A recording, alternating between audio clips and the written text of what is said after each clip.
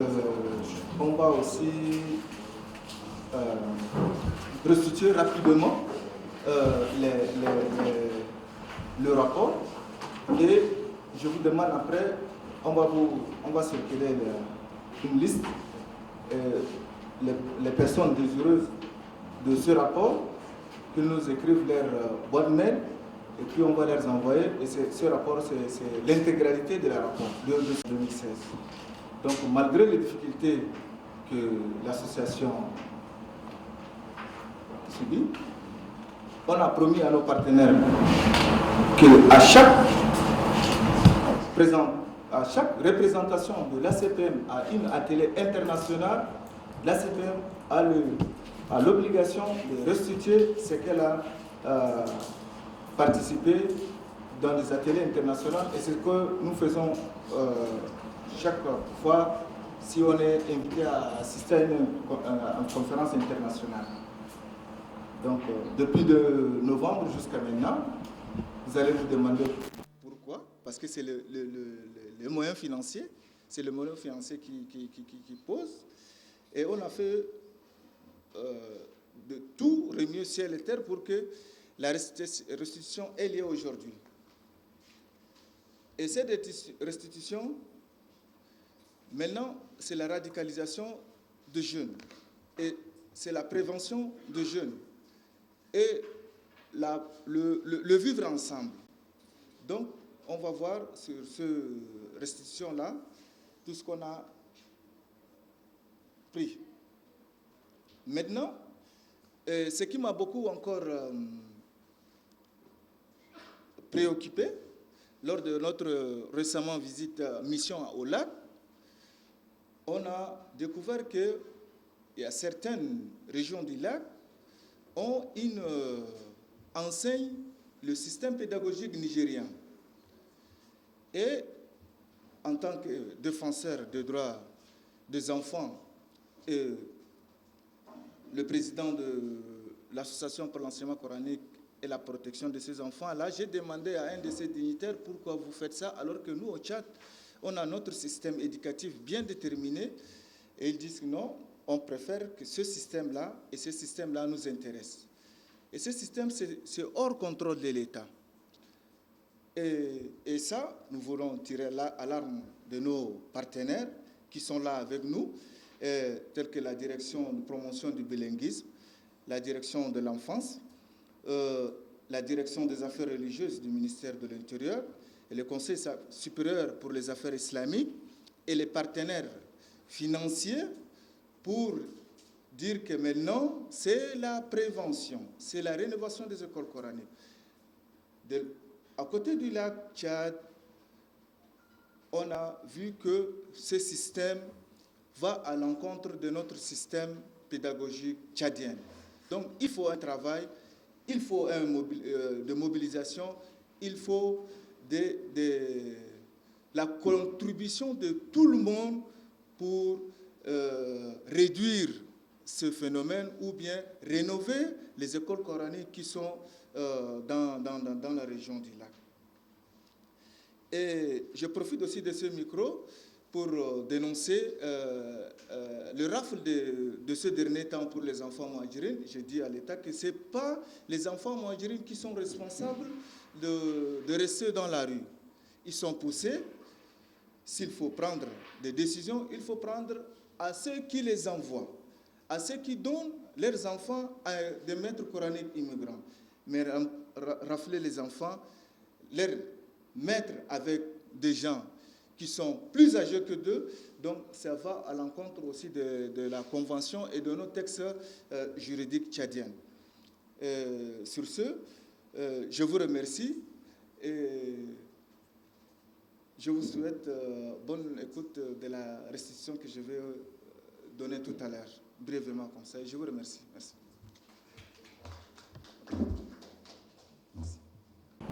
Il y avait une femme qui est en train de pleurer.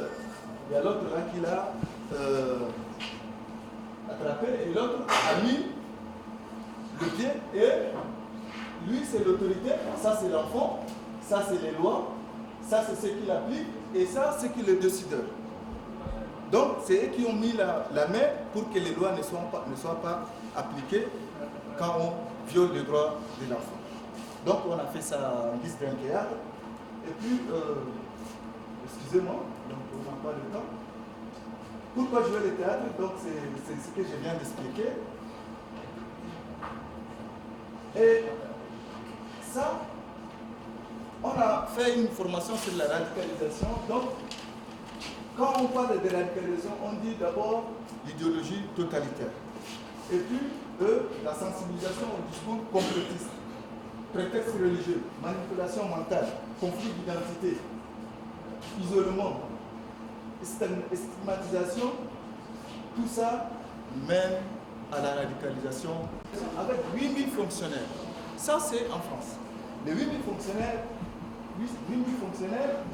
en police judiciaire avec des sous-modules qui s'articulent à la laïcité.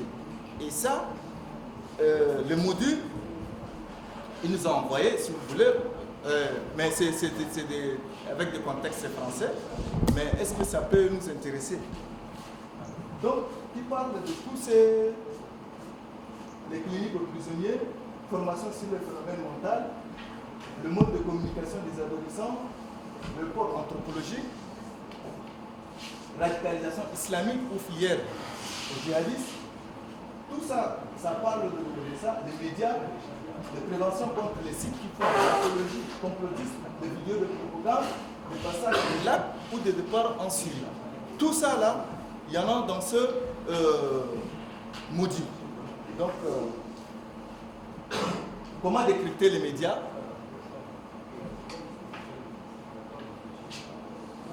Donc, pour eux, excusez-moi, pour eux, en cas d'appel, qu'il y a une fuite ou bien il y a une radicalisation quelconque, donc la préfecture prend en charge de cet appel de soupçon. On soupçonne que peut-être il y a une personne qui veut se radicaliser, ou bien c'est un enfant qui se prépare pour aller en Syrie ou bien en Irak. C'est là où ils vont dire, si ce n'est pas danger, la préfecture renvoie à l'assistance sociale. Donc c'est l'assistance sociale qui va évaluer si la radicalisation est possible ou non. Si la radicalisation est possible, elle renvoie ça à la préfecture pour suivre le dossier. Si ce n'est pas possible, donc c'est l'assistance sociale qui s'en occupe. Et ils ont dit peut-être ça, je ne sais pas, c'est des spécialistes qui ont dit ça. Ils disent que peut-être de 8 à 12 ans, si l'enfant est incarcéré en prison, à 18 ans, il a sa possibilité d'être en prison augmente 17 fois. Donc, c'est pas pourquoi ils ont dit ça. Et quand on a demandé pourquoi les gens partent en Syrie pour s'exploser, pourquoi les mosquées, les églises, les marchés, ils disent que même ça, les fumeurs même savent très bien que fumer la cigarette tue. Mais avec ça, ils fument. Et même, ils savent que s'ils prennent des explosifs, là, ils vont se tuer, là, ils le savent. Mais, comme ils ont manipulé mentalement, ils le font ça. Donc, c'est ça, les partisans de Daesh, également mourir en partie. Ils vont dire que non, on va aller sauver la famille là-bas, on va aller sauver les victimes de guerre. Mais une fois arrivé là-bas, on leur coupe les liens avec les parents. Je peux dire, on va te formater et on va t'inculquer de nouvelles idéologies que même si on te dit de tuer ton papa, tu es prêt à le tuer. Excusez-moi. Donc, ça c'est...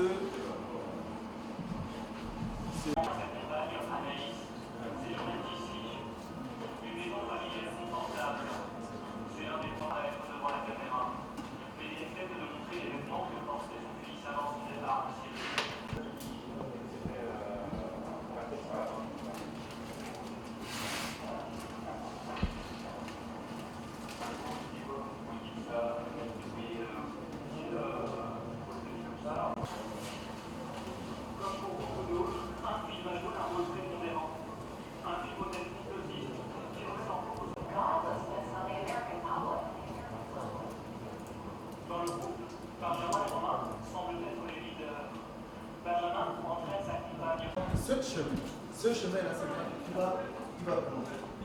Et ils vont te dire que ici, on est traité sur le même pied d'égalité.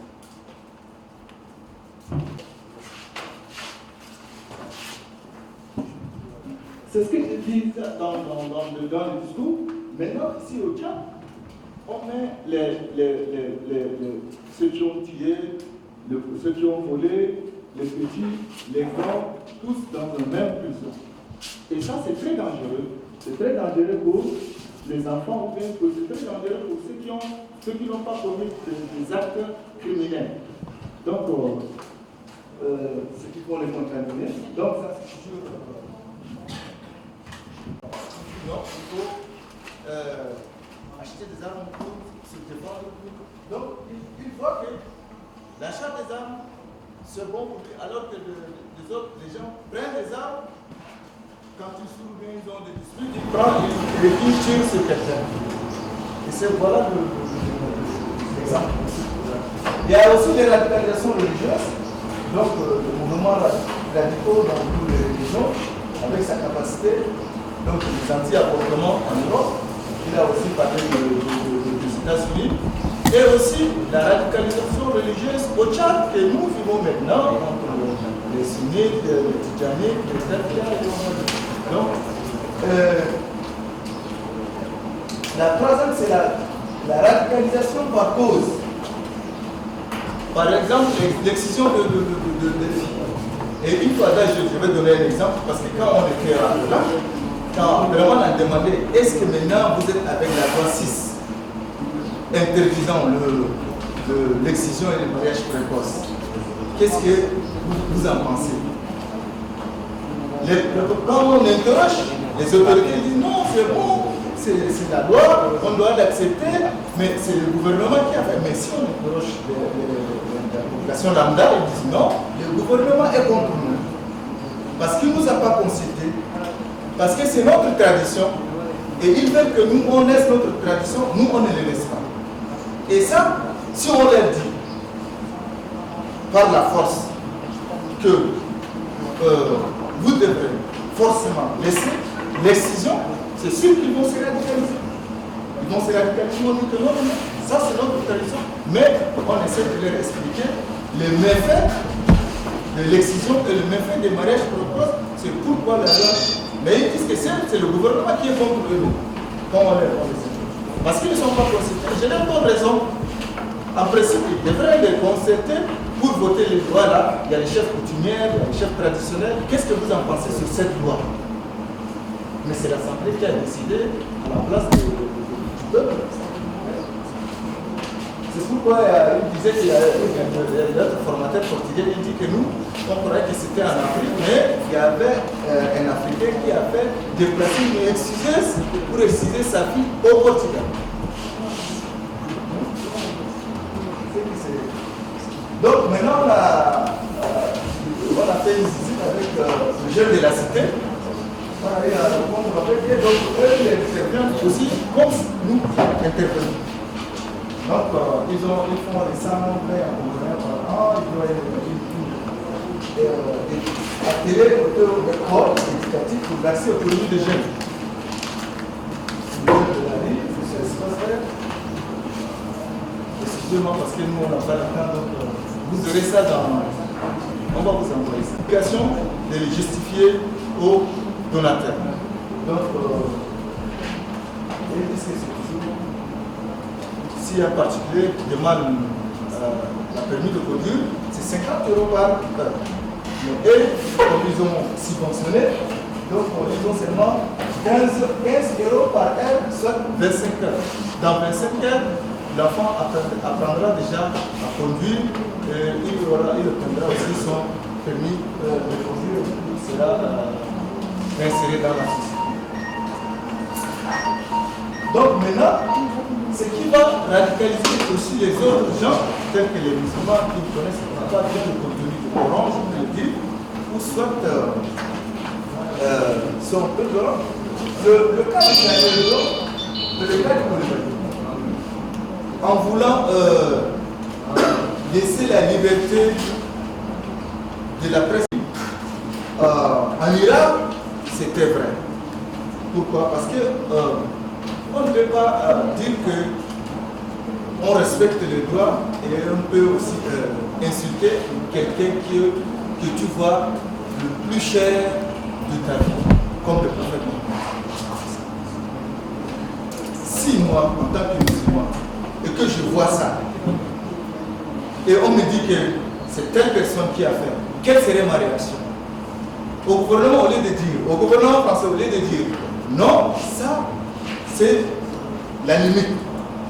On a aussi le respect de la religion, on a aussi les libertés de presse, bien sûr, mais ça, dans ce cas, c'est la limite. Il ne faut pas faire ça. Mais quand Charlie Hebdo a déclenché, qu'est-ce que vous avez fait la réaction de mon musulman? Avant, donc, tout le monde admirait les Français, mais quand le Charlie Hebdo et puis le gouvernement n'ont pas condamné, donc tout le monde a été contre la France. Mais ça, moi je vais m'intervenir avec. Donc le cas de Koulibaly, lui, il veut seulement être célèbre. Il n'appartient à aucune. Oui.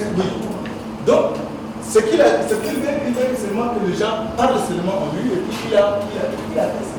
Donc, il a aussi parlé de deux jeunes filles, de parents devenus en France, mais ils veulent les accompagner, ils les ont demandé d'amener les photos, ils ont amené une photo de 6 ans. Mais quand il les demande, il dit non, ça on ne peut pas nous laisser la tête découverte à une personne. Étrangère. Mais comme le directeur a dit, il a fait appeler une autre éducatrice qui est aussi musulmane, et elle a réussi à convaincre les deux filles là, ils ont accepté par amener leurs photos. Et il dit ici, dans le cas, qu'est-ce qu'on va faire? Est-ce qu'on peut rencontrer les imams dans la mosquée? Est-ce qu'on peut voir la loi de 105 sur la laïcité et le contexte de la vivre ensemble? Donc, maintenant, c'était un débat comme ça. Et on a aussi parlé de la légalisation. C'est un pourquoi? Parce que j'ai seulement de chicha et de la vie. Et les gens, peut-être là-bas, ils distinguent les gens peut-être par leur habillement. Alors que ce n'était pas le cas. Et une fois aussi, parti chez mon petit, j'ai fait aussi peut-être 15 jours avec lui. Quand on promenait avec lui, tout le monde nous regardait. Et il me dit, Zéna, moi je vois tout le monde nous regarder. C'était quoi ça? J'ai dit, mais qu'est-ce que j'ai fait? Parce que c'était des habillements à la seulement. J'ai dit, c'est ça. Tu m'as pas dit. Il dit, non, c'est ça. Je ne voulais pas. J'ai dit, ok, est-ce que tu as dit? Il est parti m'acheter des costumes, cravate, et j'ai porté durant mon séjour en France. Une fois arrivé ici, j'ai laissé. Et peut-être que vous allez aussi le voir, c'est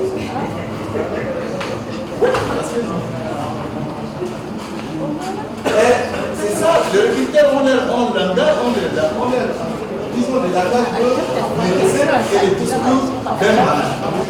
C'est qui recrute. Pour te recruter, ils vont trouver des choses que tu aimes là seulement, ils vont te parler de ce que tu aimes là. Il faut peut-être, je vais donner un exemple sur le Facebook, ils vont rentrer dans ton profil, qu'est-ce que tu aimes? Si tu es amoureux, ils vont te parler des femmes. Si tu es le père du Coran, ils vont te parler de la lecture du Coran. Si tu es footballeur, ils vont te parler du football, et ainsi de suite, jusqu'à te dérouter. Et c'est ça, le comportement, le modèle, l'histoire, alors, c'est pas. Il donne toujours l'exemple de Donald Trump. Parce que Donald Trump a jugé que l'immigration entre le Mexique et les États-Unis, c'est de faire un mur. Et il a encore demandé aux Mexicains de le construire. Vous voyez? Ça, c'est injuste. Tu veux limiter les choses, bien sûr, mais tu peux.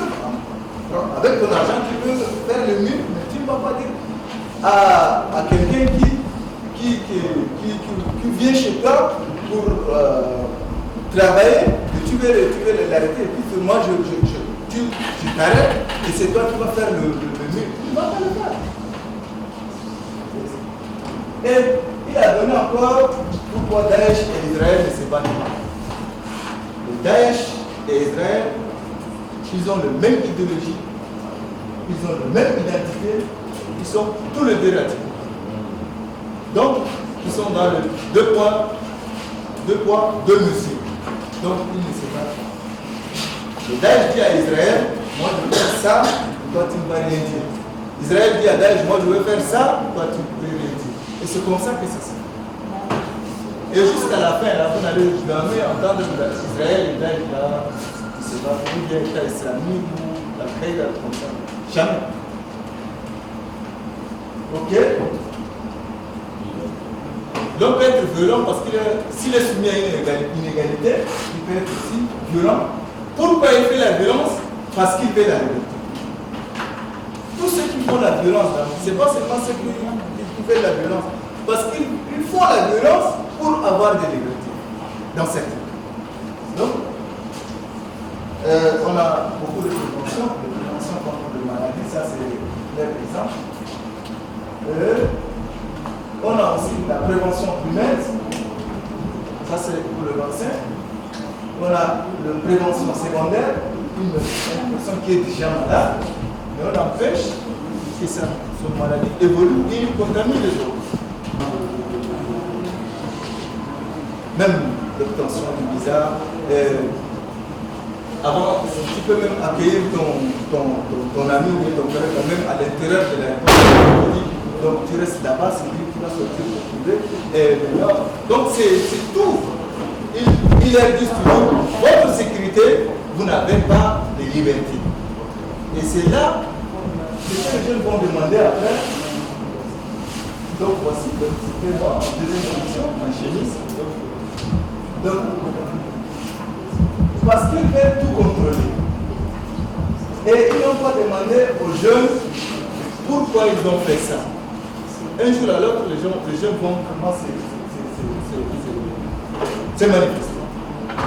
Donc, il faut leur expliquer dès le départ que maintenant, ce qu'on fait là, c'est pour votre sécurité. Voilà votre liberté et voilà la sécurité.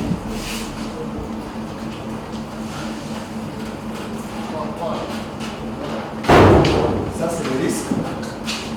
Là. Ça, c'est les réponses, c'est le risque. Elle c'est rien à serrer, le comportement nécessitant un alerte. Développement d'aménagement intensif, apparition de confiance poussée, apparition de vitesse communauté, réappropriation de vitesse communauteuse, développement d'un sentiment de constitution, un jeune qui se tient toujours en distance. Merci, c'est moi Gérard. Je suis de l'ADCR. Merci M. Awada pour la restitution. Et je voudrais poser la question de savoir, la France est le premier pays européen dont une grande partie de sa jeunesse a regagné Daesh. Et quelles sont les stratégies les plus efficaces pour déradicaliser cette jeunesse?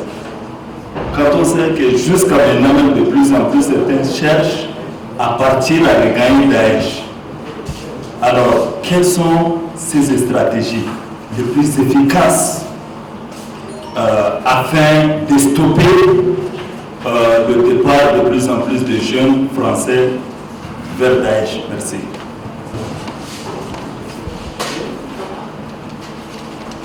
Moi, je parle de Moussa Dimoulou, le président de l'association pour la défense de l'artiste tchadien. Je crois que vous étiez en France. Ma première question, je voudrais savoir quel renseignement que vous avez eu à connaître pendant votre séjour là-bas. Quel renseignement? Oui. Ça, c'est la première question. Et la deuxième question, je voudrais savoir, parce que vous parlez de Mahdi, et en ce moment, cette vidéo a envahi Yamina. On ne sait pas si elles sont venues d'où, et on ne sait pas est-ce que c'est de vrai Mahdi, ou bien c'est de mendiants, parce que les Mahdi, on les connaît. Ils sont carrément sur un mandat. Là, ils sont souverains de guerre. Mais maintenant, c'est un phénomène qui attaque partout. Au marché, on voit où vous allez, et ils disent que c'est des mandarines. Donc on ne comprend pas. Quels sont ceux-là? Ils viennent d'où? Et vous avez connu, vous m'avez imaginé. Mais après, votre jour, comment étudier ce jeu-là? Merci beaucoup. parler en arabe. Sans problème. Je te réponds aussi en arabe. طبعا اشكركم جزيل الشكر على هذه المبادره.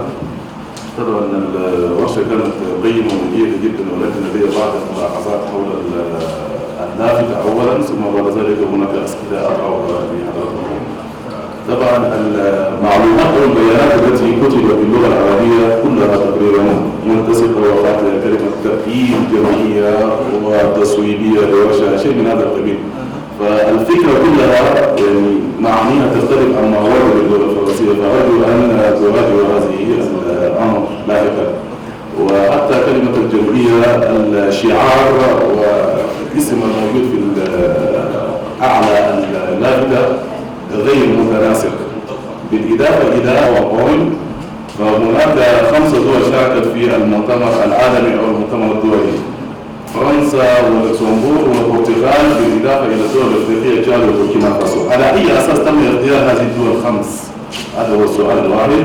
والسؤال الاخر: استخدمت كلمه اللايسيتي وتعني العلمانيه، ما علاقه العلمانيه بالمهاجرين او بالموضوع الذي تم عرضه؟ شكرا جزيلا. Moi, je voudrais juste poser une petite question par rapport au thème qui est en face. Nous savons tous qu'au pays, nous avons une loi qui interdit la mendicité. Et alors, nous voyons que de plus en plus, comme les autres l'ont dit, nous avons un bon nombre d'enfants qui mendient et qui sont les mandarins. Effectivement, je voudrais savoir, est-ce que vous, en tant qu'association qui œuvre dans ce domaine de protection de ces enfants mandarins, qu'est-ce que vous faites effectivement par rapport à cette loi qui essaye un peu de réprimer ces actions des enfants? Est-ce que vous voulez, à travers votre protection, que la loi qui est en face de nous pousse plutôt les enfants à se radicaliser ou non? Donc voilà un peu la question. Les femmes musulmanes ne doivent pas porter leur foulard. Ils vont rester seulement la tête découverte. Et ça, il est en contradiction avec les musulmans français qui sont dans le sol français. Ça, c'est la première des choses. Et ça suscite beaucoup sur le moment mais d'avoir été adopté. Ça, c'est la première. Deuxième chose, en France, je viens de parler, le Charlie Hebdo. Il y a aussi notre journal qui ont fait de moi dessiner le prophète de l'islam à un terroriste. Ils ont qualifié le prophète de l'islam à un terroriste. En tant que musulman de France, en tant que croyants musulmans, ils ne vont pas accepter ce genre de choses comme ça. Pourquoi? Même si on parle de liberté d'expression, le gouvernement peut aussi dire à Charlie Hebdo, vraiment ce que tu as fait là est condamnable et il demande. C'est pas vrai. Au Danemark, quand le journal Danois a fait dessiner le caricaturer le prophète, quand le monde musulman a soulevé, le gouvernement danois a publiquement demandé excuse aux musulmans danois et aux musulmans de l'entier. Et ça est une des choses. Pourquoi le gouvernement français n'a pas fait ça? Les gens ont dit, les radicalisés ont dit que vraiment c'est peut-être le gouvernement qui les a poussés parce qu'eux ne peuvent pas le faire. Ils poussent le journal pour être contre la religion musulmane. Il y a aussi des lois qui sont en contradiction avec les musulmans de France. Ça, je peux le dire. Et la deuxième chose, c'est le chômage. Le chômage, les jeunes n'ont pas d'emploi, ils sont là, mais il y avait aussi des personnes mal intentionnées qui viennent là-bas en guise d'un prêcheur, mais s'ils trouvent des gens qui sont vraiment acceptent l'idéologie, donc ils leur proposent d'aller en Syrie. Et c'est ça que peut-être le réseau a fait partir plus de 11, et puis il y a d'autres localités aussi. Ils ont, je crois, 1340 personnes françaises qui sont venues en Syrie. Et il n'y a pas une déradicalisation. On ne peut pas déradicaliser quelqu'un, mais on essaie de faire réduire ce phénomène. Parce que par exemple en Suède, si quelqu'un est délocalisé à un Suédois qui est parti en Syrie ou en Irak, il est radicalisé dès qu'il vient au pays, automatiquement on lui cherche du boulot. On lui cherche, il a accès à Internet, il a accès à ses amis, on lui donne de l'argent et il est toujours familiarisé avec les gens jusqu'à ce qu'il oublie. Alors qu'en France, ce n'est pas le cas. Dès que tu viens de l'assurer, tu iras directement en prison. Et il contribue encore, cette personne qui est partie en prison, il va encore contaminer ceux qui sont en prison et ça continue comme ça. J'espère que peut-être le frère là, il a demandé les renseignements là-bas. Donc ce n'est pas un renseignement, il lance. En ce moment même, il y avait une formation en juin. En juin, et ils lancent seulement dans leur site, mais si vous êtes des partenaires, ils vous envoient des documents dans votre base pour dire que vous avez une formation telle qui se passera. Donc, c'est comme ça. Mais pour les cas des enfants marginaux, nous, on a fait depuis 2004, on est en train de lutter pour les enfants marginaux, pour la rénovation des écoles coraniques, pour les réglementations des écoles coraniques. Maintenant, on a pu faire un règlement intérieur en phase de validation. Et ce règlement intérieur dans les écoles coraniques prend en compte tout ce qu'on est en train de dire. Tout sur le cursus du maître coranique, comment créer les écoles coraniques, comment enseigner, qui les enseigne. Ils auront aussi, pas le contrôler, mais un suivi permanent. Un suivi permanent des écoles coraniques pour que chaque maître coranique doit respecter ce règlement intérieur. Et ça va atténuer un peu la mendicité, l'immigration, la certaine maltraitance de certains maîtres coraniques. Et la stratégie à mener, donc c'est ça qu'on est en train de faire. On fait des formations, la sensibilisation, les prêches, tout ça on est en train de faire. Avec nos partenaires, on fait des projets ou des pauses, on forme des maîtres coraniques. Donc c'est ce qu'on a en notre stratégie pour nous. في سؤال من الأخ بقول في أي لأن زول الشغل لا فكرة هو زول فرنكوفوني أصلا يقيم جمعية وبدل وقت ما في من المفروض يدينا نشوفوه نقول لا ما في أكثر ممكن تجي والترجمة دي ما ترجمة حرفية لأن هي جمعية لتعليم القرآن وحماية الأطفال المهاجرين أو جمعية من أجل تعليم القرآن وحماية الأطفال المهاجرين لكن الآن من لا أين اللغات؟ نفس اللغة العربية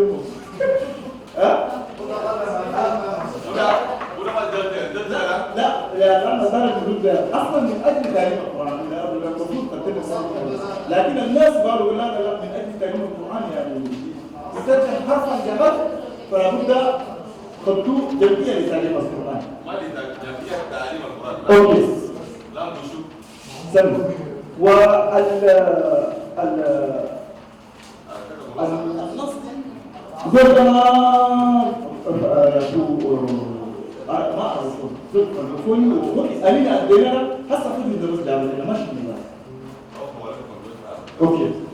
Donc, peut-être dans le ville, tout ça, on a des lois qui interdisent ça. Mais cette loi,